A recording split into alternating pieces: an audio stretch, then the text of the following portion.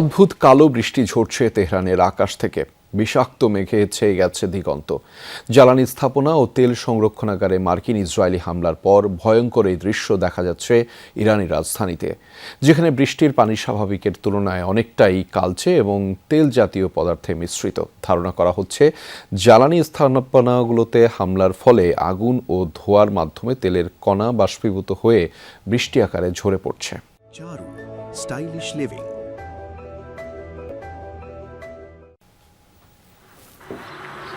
ঘন কালো ধোঁয়ায় ছেয়ে গেছে ইরানের রাজধানী তেহরানের আকাশ।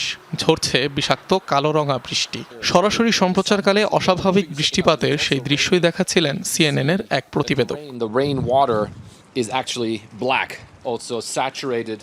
It appears with oil. Live টেলিকাস্টে দেখা যায় স্বাভাবিকের তুলনায় সেই বৃষ্টির রং বেশ কালো এবং পিচ্ছিল, যা বিভিন্ন স্থাপনার দেয়ালে কালচে আভা ফেলছে।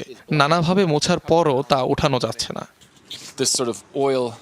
প্রত্যক্ষদর্শীরা জানান, তেল মিশ্রিত এই বৃষ্টির কারণে তেহরানের বাতাসেও ভাসছে পোড়া গন্ধ, যাতে শ্বাস নেওয়া রীতিমতো কষ্টদায়ক এবং ক্ষতিকর। এমনকি তেলসিক্ত এই পানি পরিবেশের জন্য অত্যন্ত ক্ষতিকর। এদিকে এমন মেঘের ফলে তেহরান সহ আশপাশের অঞ্চলগুলোতে অ্যাসিড বৃষ্টির পূর্বাভাস দিয়েছে ইরানি রেড ক্রিসেন্ট।